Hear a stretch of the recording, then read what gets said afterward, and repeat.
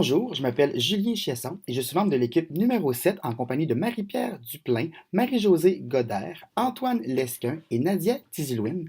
Et aujourd'hui, nous allons vous présenter notre analyse du cas Metapical. Metapical étant le nom du premier médicament sous ordonnance reconnu par la Food and Drug Administration pour la perte de poids. Avant d'aller plus loin, je vais prendre le temps de bien vous expliquer qu'est-ce que le produit Metapical en question. Donc, tel que mentionné en introduction, c'est le premier et unique médicament d'ordonnance indiqué pour la perte de poids à recevoir la certification de la Food and Drug Administration.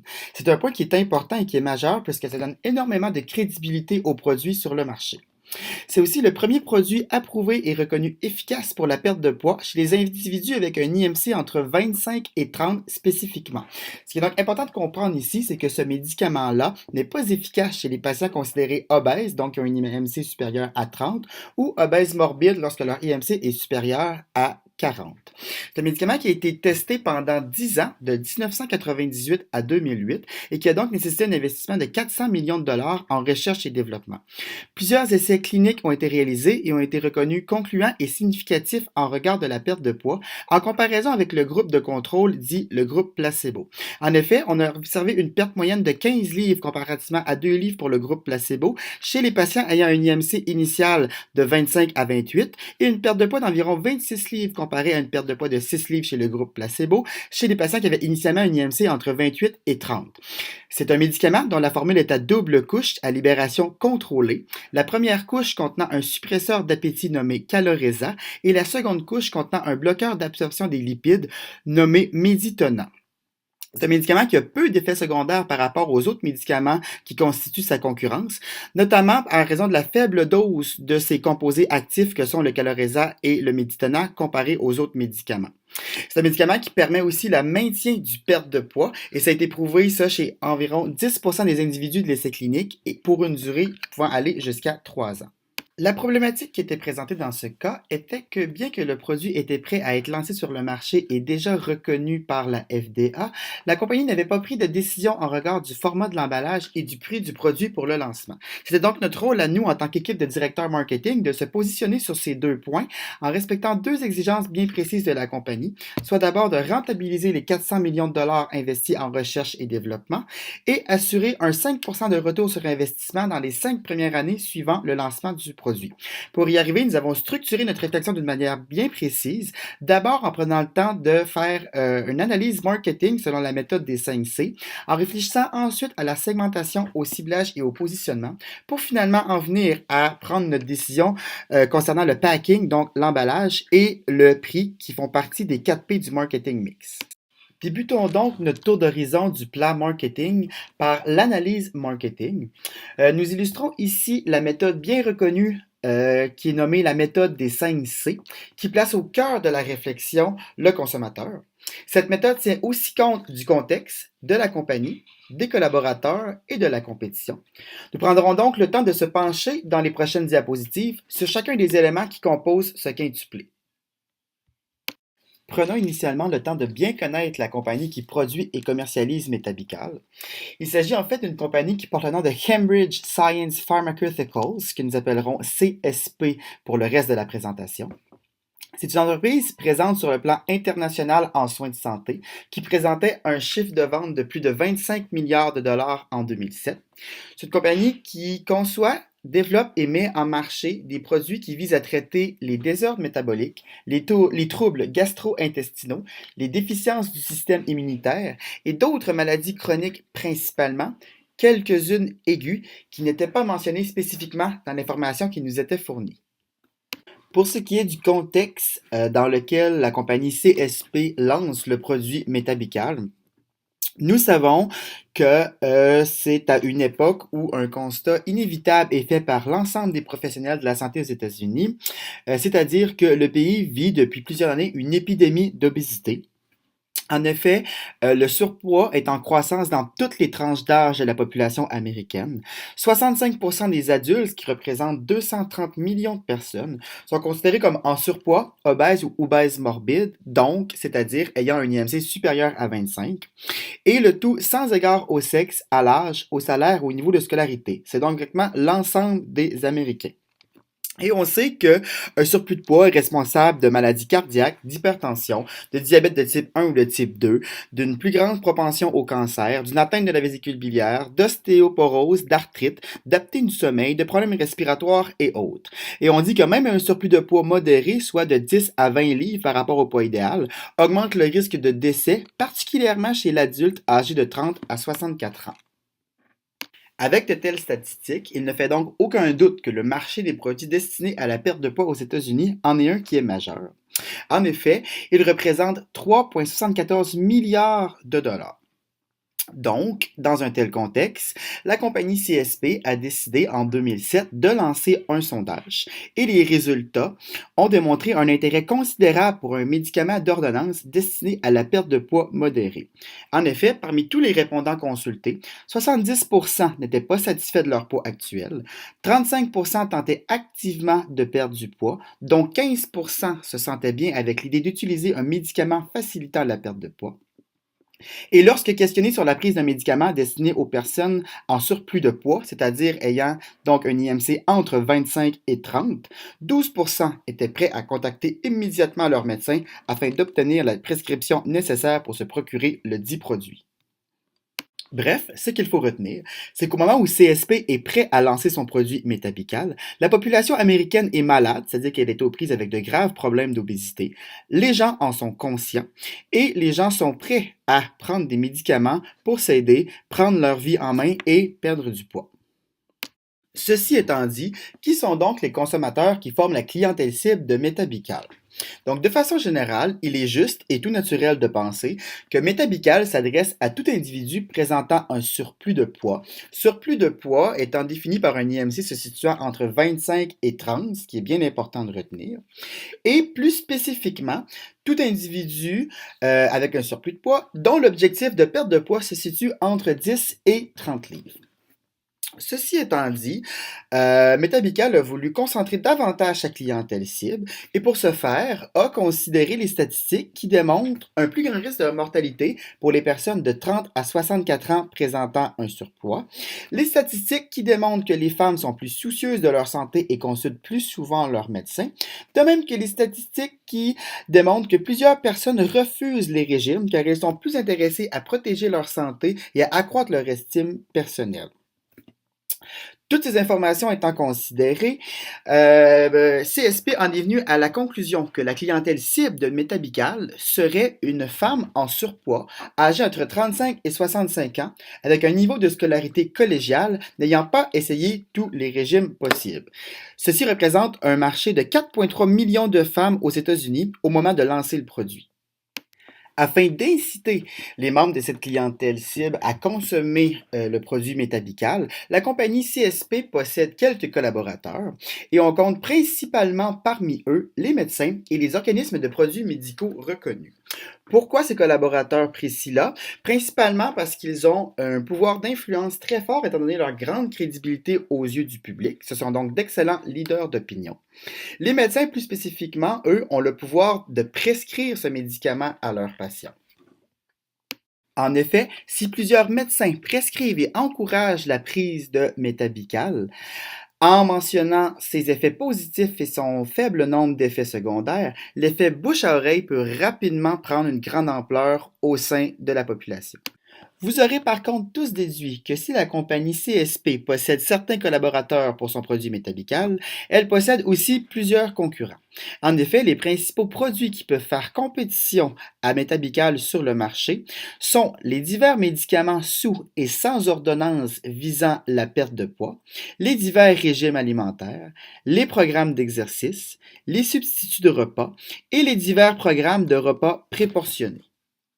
Bien que l'ensemble de ces produits possèdent des caractéristiques distinctes qui leur sont propres, ils ont tous pour but commun la perte de poids chez des patients qui présentent un poids supérieur à la normale et c'est donc là où ils peuvent faire compétition à Métabical. Arrêtons-nous plus spécifiquement sur certains produits mentionnés dans la liste précédente. Donc, parmi les médicaments sous ordonnance qui peuvent faire compétition à Métabical, notons le Mérédia et le Xénical. Le Mérédia a pour mécanisme d'action d'être un suppresseur de l'appétit, alors que le Xénical, lui, empêche l'absorption des lipides.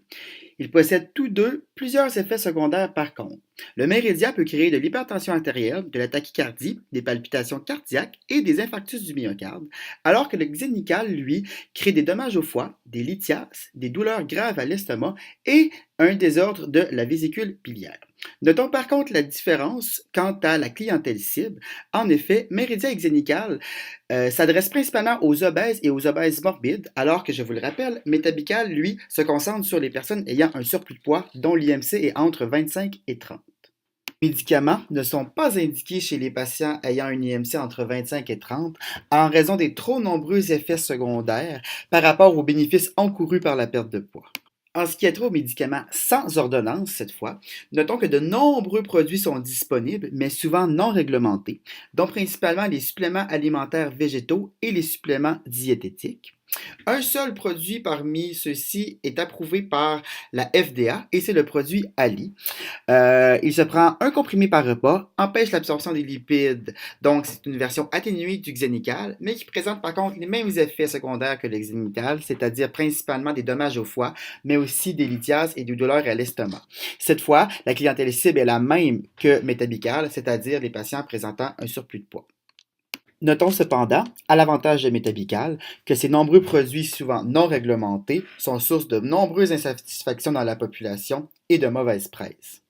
L'analyse marketing étant complétée, la segmentation et le ciblage étant aussi fait, il est maintenant temps de se pencher sur le positionnement.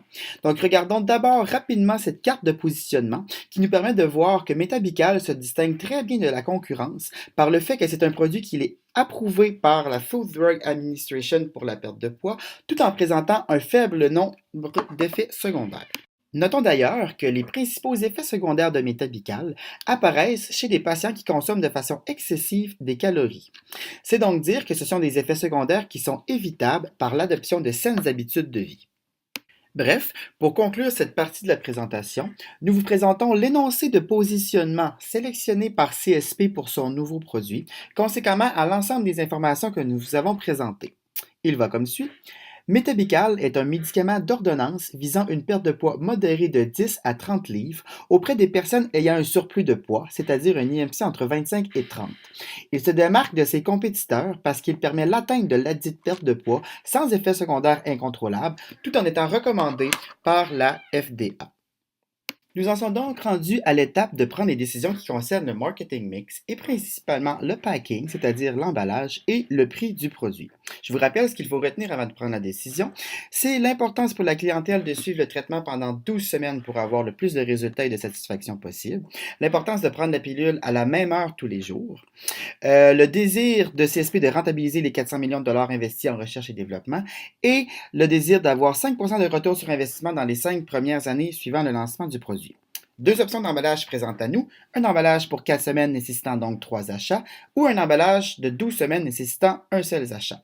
Trois options se présentent à nous pour ce qui est du prix et nous allons les observer dans les prochaines diapositives. Avant de se pencher directement sur les diverses options de prix pour Métabical, regardons le prix des produits qui sont considérés comme les concurrents du produit de CSP. Donc, en analysant rapidement ce tableau, on peut voir que pour 3 mois, donc 12 semaines, les prix des concurrents varient entre 120$ et 300$, à l'exception du produit Johnny Craig, qui lui inclut des repas préparés et livrés directement à la maison pour une durée de 3 mois. Retenons principalement le 190$ pour 3 mois du produit Ali, qui est le compétiteur le plus immédiat de Métabical.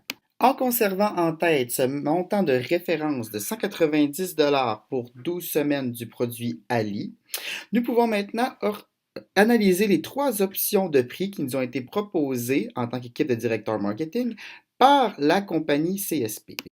Dans la réflexion soutenant l'option 1 de CSP, on considère que le produit Métabical est un produit supérieur à la marque de référence Ali et que cette simple remarque pourrait faire en sorte que les gens seraient prêts à débourser un montant plus élevé. En effet, pour se procurer Métabical pour 12 semaines selon cette option-là, le consommateur aurait à débourser 225$. Pour générer l'option 2, CSP s'est seulement fié aux marges de profit faites sur les autres produits qui sont vendus par la compagnie, qui a quand même un chiffre d'affaires de plus de 25 milliards de dollars au courant de l'année 2007. Pour se procurer un tel produit, avec une marge de profit de 70%, le consommateur devrait donc payer 375 $ pour 12 semaines, en comparaison, on vous le rappelle, à 190 $ pour le produit Ali qui est le plus proche compétiteur de Metabical. Finalement, pour générer l'option 3, la compagnie CSP s'est fondée sur le surplus du consommateur. Autrement dit, ils se sont basés sur la valeur estimée par les gens qui terminent le programme, en considérant que les personnes qui présentent de l'embonpoint dépensent environ 450 $ de plus en soins de santé comparativement à une personne qui n'a pas d'excès de poids par année. C'est donc dire que ce montant de 450 $ pourrait servir à l'achat de Metabical pour générer une perte de poids. C'est donc le montant qui est proposé dans l'option numéro 3. Ces différentes options de prix ne peuvent pas être utilisées pour faire des calculs de prévision de profit si nous ne sommes pas en mesure d'estimer la demande pour le produit Metabical. Pour les calculs de prévision de la demande, la compagnie CSP propose à nouveau trois approches distinctes. Les calculs de prévision de la demande selon l'approche 1 sont basés sur la population qui présente un IMC entre 25 et 30. Parmi l'entièreté de cette population, on considère que 35% seraient prêts à perdre du poids et chercheraient activement à le faire, et que parmi ce 35%, 15% des personnes sont prêtes à utiliser des pilules pour perdre du poids. On considère qu'on serait en mesure d'attirer l'ensemble de ces gens et des inciter à acheter Metabical. L'approche numéro 2 est plus agressive et base ses calculs pour la demande de Metabical sur le 12% de gens qui présentent de l'embonpoint aux États-Unis et qui disent être prêts à contacter immédiatement leur médecin afin d'obtenir la prescription. On considère alors que tous ces gens choisiraient Metabical et que leur médecin leur ferait donc une prescription en ce sens. Dans ces deux premières approches, pour calculer le nombre de nouveaux clients, on considère que ce serait 10% de l'estimation de base pour la première année et ensuite 5% de plus les années suivantes pour atteindre un total de 30% après 5 ans.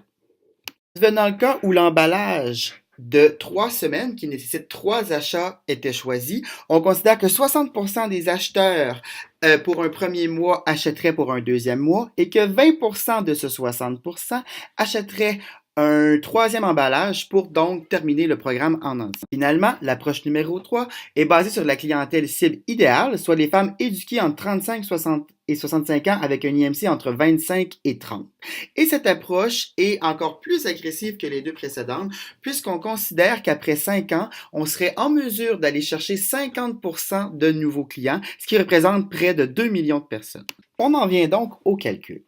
Et on voit ici les résultats de ces calculs. En fait, vous avez des graphiques qui représentent les profits générés par Metabical sur une période de 5 ans. Dans le coin supérieur droite, ce sont les produits générés dans le cas où l'on choisit un emballage de 12 semaines, alors que dans le coin inférieur gauche, ce sont les produits générés dans le cas où on choisissait une boîte de 4 semaines. Bien que les graphiques semblent complexes, les conclusions à en tirer sont bien simples. D'abord, on constate au coin inférieur gauche que lorsqu'on choisit un emballage de 4 semaines, en aucun cas, la rétention de clients à travers les 5 premières années est suffisante pour répondre aux attentes de CSP en matière de profit. Au contraire, lorsqu'on regarde au coin supérieur droit, on constate que seul l'emballage au prix selon l'option 3, c'est-à-dire 450 $ pour 12 semaines, permet de générer des profits supérieurs à 400 millions de dollars durant les 5 premières années, peu importe l'approche choisie pour calculer la prévision de la demande. Or, les calculs ne sont pas suffisants pour prendre une telle décision. Il faut faire une analyse plus poussée des différentes options. D'abord, nous devons comprendre que Metabical répond à un besoin bien précis qui est celui de la perte de poids. Le produit présente plusieurs valeurs. Une valeur fonctionnelle qui est la perte de poids souhaitée, une valeur expérientielle qui est le faible nombre d'effets secondaires par rapport à la concurrence et l'apprentissage de saines habitudes de vie, ainsi qu'une valeur sociale qui est l'amélioration de l'image corporelle et de l'estime de soi. Il faut aussi considérer que l'achat d'un tel produit est le fruit d'un processus de décision complexe qui nécessite donc une réflexion poussée et qui peut même être orienté par un professionnel, d'où l'importance des médecins en tant que collaborateurs pour la compagnie CSP. Il faut aussi bien sûr tenir compte des caractéristiques de la clientèle et du marché. D'abord, pour ce qui est de la clientèle, il faut savoir qu'elle est peu sensible au prix et que la demande est donc inélastique. En effet, le prix à payer pour le produit a peu d'importance par rapport aux bénéfices qu'il peut procurer, tant au niveau de l'estime de soi qu'au changement des habitudes de vie et qu'à l'atteinte d'objectifs personnels qui sont essentiels pour le client. Il faut aussi considérer le désir de terminer le traitement. En effet, lorsqu'un client paie plus cher pour un produit considéré de meilleure qualité, il est plus déterminé à faire le traitement en entier pour voir son retour sur investissement se concrétiser. Notre clientèle cible correspond à ce type de personne qui désirera terminer son traitement pour voir les avantages apparaître. Il faut aussi tenir compte, tel que mentionné plus tôt dans la présentation, du surplus du consommateur. En effet, un client avec surpoids, qui correspond à la clientèle cible bien évidemment, est prêt à dépenser en moyenne 450 $ par année pour des soins de santé de plus qu'une personne ayant un poids santé. Le prix demandé par CSP pour son produit, dans le cas où on choisit l'option 3, est donc égal à ce montant ou inférieur à ce montant si on choisit l'option 1 ou l'option 2. Finalement, pour ce qui est du marché, il faut comprendre que CSP possède le monopole et au moment où donc Métabical sera mis sur le marché, aucun produit comparable n'existera sur le marché et donc ce sera difficile pour les consommateurs de comparer et de dire que le prix est trop élevé pour les bénéfices qu'il rapporte. Considérant toutes ces informations, il est maintenant l'heure de faire un choix. Notre équipe de directeurs marketing a opté pour l'option d'un emballage de 12 semaines au prix de 450 $. Pourquoi?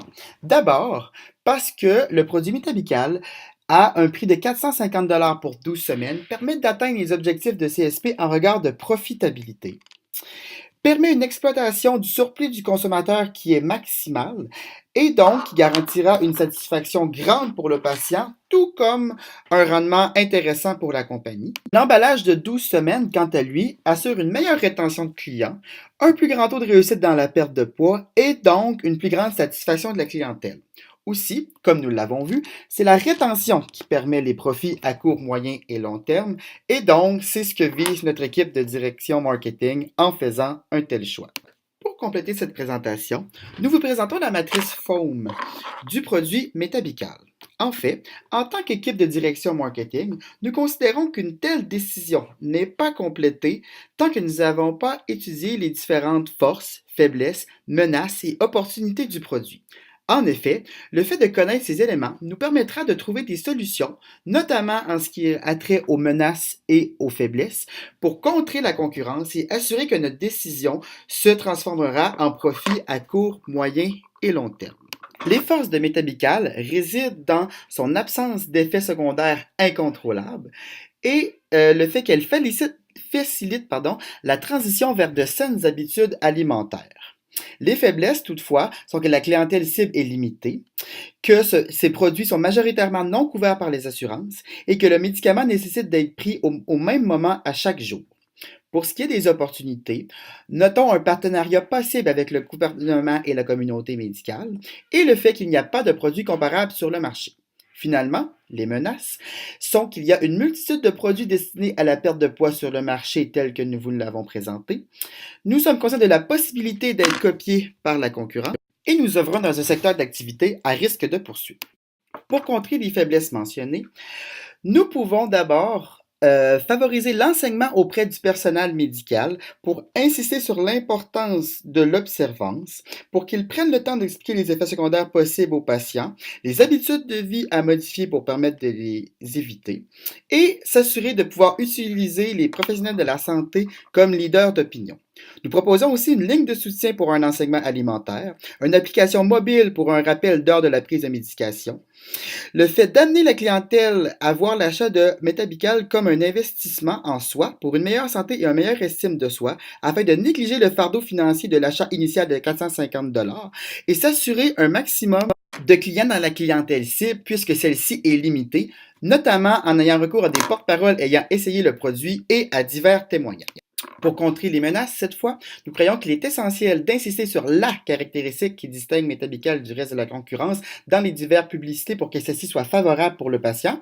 Cette caractéristique étant selon nous le rapport efficacité-effet secondaire, de travailler sur l'acquisition d'un brevet pour le produit et finalement d'ajuster le marketing qui est en constante évolution durant les 5 premières années afin de limiter l'émergence de produits compétiteurs redoutables et s'assurer encore une fois une rentabilité maximale.